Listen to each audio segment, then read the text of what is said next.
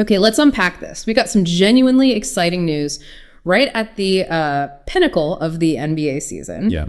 The Indiana Pacers have reached the NBA Finals. Huge news. And you've shared a stack of sources with us, transcripts, articles, stats, all diving deep into this moment. And what a moment it is.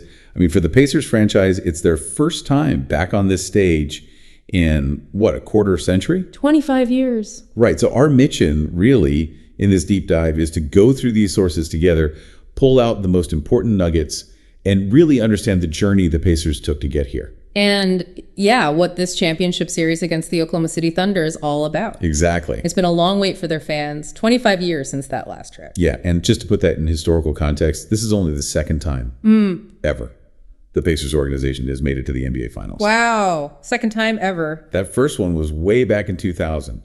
They lost to the Lakers then. Right.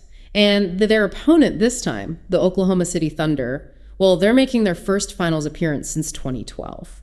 And their only championship actually dates back even further to 1979. Oh, right, when they were still the Seattle Supersonics. Exactly. So, one way or another, you're going to see a first-time NBA champion for the Oklahoma City franchise specifically. Now, looking at the sources you shared, it's really clear this wasn't some smooth, easy ride to the finals for Indiana. No, not at all. They actually had a pretty rough start to the season. Yeah, they certainly did. For much of the early part of the year, they were just kind of hovering around .500. Yeah. One source even points to a specific moment, early December, after a tough home loss, where they hit what's described as rock bottom. Rock bottom. Oof. Yeah, sitting there with a 10-15 record. That sounds like a really tough stretch. And one of the articles mentions that during this challenging period, their star point guard, Tyrese Haliburton, was actually dealing with and publicly acknowledging some personal struggles too. Which definitely compounded things. And adding to the difficulty were some pretty significant early season injuries. Yeah, the injuries. Andrew Nembhard missed 15 games. Aaron Nesmith and Ben Shepherd were dealing with nagging issues. And crucially, both of their backup big men went down. Both of them? Both with torn Achilles injuries. Wow. Losing both backup centers, that must have really put pressure on their roster depth early on. Oh, it did. What the sources highlight is that this forced them to lean heavily on very young guys, sometimes even players on two-way contracts, which, isn't ideal for building consistency early in a season. So how did they turn that around? I mean, from rock bottom, the sources say the team didn't really get going until January. That's right. That's when things started to click. They posted a strong 10-2 record in January. Okay. And from there, they caught fire. They closed the season on an incredible, 34-14 run after the All-Star break? Yeah, 34-14. Just huge. That momentum propelled them all the way to the number 4 seed in the Eastern Conference playoffs. It's a pretty dramatic story of persistence, isn't it? Coming back from that low point in December to finish the season as one of the league's hottest teams. That shift is remarkable. So what do the sources point to as the key factors behind that turnaround and their playoff success? Well, a few themes really stand out. Let's start with the players themselves, maybe. Especially Tyrese Haliburton. Okay. He's consistently described as the engine of this team. Nice. And during that post-December surge, the sources note he really found his rhythm. His numbers improved significantly, earned him his second straight All-NBA third-team selection. And one of the articles shares his reaction. Remember Kevin Pritchard, the team president, compared him early on to legends like Andrew Luck or Peyton Manning. Yeah, I saw that. Haliburton said he felt like the franchise took a chance on him, saw something maybe others didn't. Maybe even saw more in him than he saw in himself. Exactly. That's a powerful feeling for a player. It really speaks to the belief the organization put in him. He also expressed a lot of gratitude for the staff, Coach Carlisle in the front office, for pushing him to continually get better. That relationship seems crucial here, that trust. Definitely. And then there was the big mid-season move acquiring Pascal Siakam. Right, the trade. How did the sources describe the impact of that? It's framed as the move that truly elevated them. One source says it vaulted them from hey, that's a cute little playoff team, to, okay, that's a team that could do some damage. Okay, so a real step change. Immediately. Siakam provided steady, stellar production and leadership. right away. And you definitely saw that leadership and production in the Eastern Conference Finals. Yeah. He was actually named the ECF MVP. Yeah, got 5 of the 9 votes, just edging out Haliburton, who got 4. Wow. And sources point to his performance against the Knicks as like definitive proof of his impact. What did they say specifically? He was called awesome in every win. Yeah. Particularly, they said he stole game 2 with his 39 points. 39, yeah. And was awesome in game 6 with 26. Plus, his ability to break down Karl Anthony Towns defensively, score in transition, play good defense himself, just described as a huge matchup problem. And one comparison in the sources really highlights his value, contrasting him with Brandon Ingram. Right. Noting Siakam is a clearly better player who can impact games without needing the entire offense built around him. That adaptability sounds key for this Pacers team structure. It really is. And the connection between Haliburton and Siakam, it seems genuine. Haliburton describes Siakam as being like a big brother. A big brother. Yeah. Someone he can trust, lean on, and who helps keep him steady. They apparently envisioned doing something special together right from the moment Siakam arrived. Beyond the star power, though, another major theme running through the sources is the team's depth and what they call their ecosystem. Yes, this is described as a core identity for the Pacers, very dependent on the collective ingredients working together. The whole being greater than the sum of its parts. Kind of. Depth is their calling card. And what's interesting is that no player on the team averaged more than, I think it was 33.6 minutes per game in the regular season. That's quite low for a team reaching the finals, isn't it?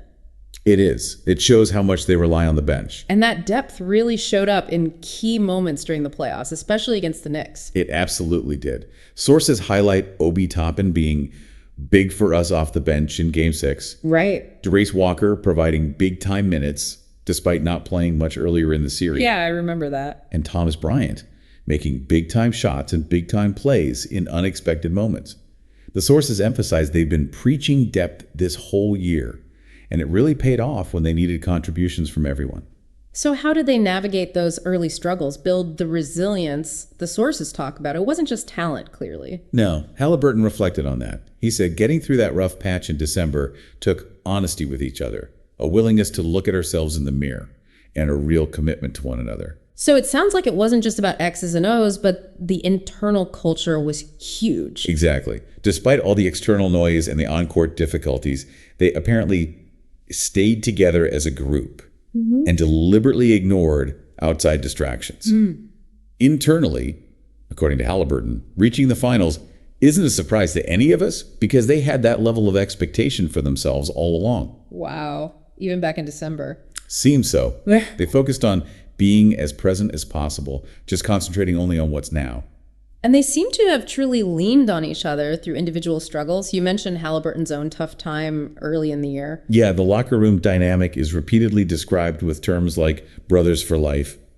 Miles Turner shared a striking anecdote, Oh, yeah. noting that seeing the young guys consistently coming in on off days for extra work was a first for me. That indicates a dedication, that seems to permeate the entire roster. Okay, let's talk about the style of play that emerged from all this. The sources are very clear about their identity on the court. Pace and offensive efficiency. Those are paramount. This season, they rank second in offensive rating. That's points scored per 100 possessions. Shows just how efficient they were. Second only to Cleveland, right? Only behind Cleveland, yeah. Yeah. They also led the entire league in 2 key measures of offensive style. Assist percentage. Meaning lots of ball movement, not just ISO ball. Right. A huge portion of their baskets came off assists. And they led in true shooting percentage, which accounts for 2s, 3s, free throws. Gives a more complete picture of scoring efficiency. And that pace, their dominance in transition is a huge part of that. Oh, yeah. Against the Knicks, they outscored New York by a staggering 74 points in transition over the series. 74. Wow, including 31 points in the decisive Game 6 alone. Their offense is accurately described in the sources as just relentless. But it wasn't just offense that improved, was it? Because you can't win without defense.